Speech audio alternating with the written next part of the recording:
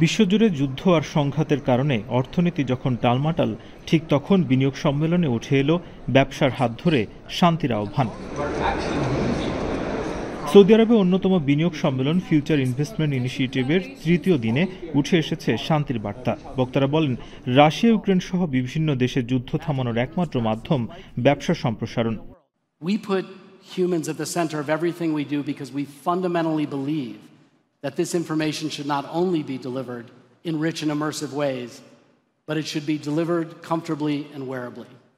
It's the confluence of many technologies coming together, building on, reacting to each other, applying innovations in a new way. Of that technology and ensuring that it doesn't. আলোচনায় উঠে আসে আগামীর বিশ্বে পরস্পরের মধ্যে যোগাযোগ বাড়াতে প্রযুক্তিকে অধিক কার্যকর ব্যবহার করা গেলে বাড়বে বৈশ্বিক অর্থনীতির গতি। And I think the third thing is that it allows us now real full ability to build our ecosystem, broadly speaking. It's such an exciting time. It's such an exciting region. And I think, outside of the U.S. and China right now, I think this is probably where you're seeing the fastest and the most impactful adoption of AI applications anywhere in the world. তৃতীয় দিনের সম্মেলন শেষে উঠে আসে দেশগুলোর নানা খাতে কয়েকশো বিলিয়ন ডলারের চুক্তির কথা।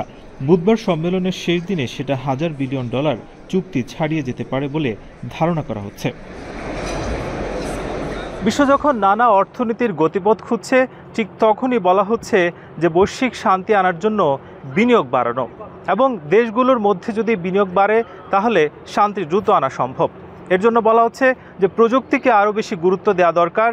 এআই এবং রোবোটিক্সের মাধ্যমে যদি দ্রুত বিনিয়োগ বাড়ানো যায়, সেক্ষেত্রে বিশ্বের যে অনুন্নত দেশগুলো তার মধ্যে শান্তি এবং অর্থনৈতিক স্বনির্ভরতা বাড়বে। রিয়াদ শহর থেকে নাজমুস সাকিব, এখন সৌদি আরব।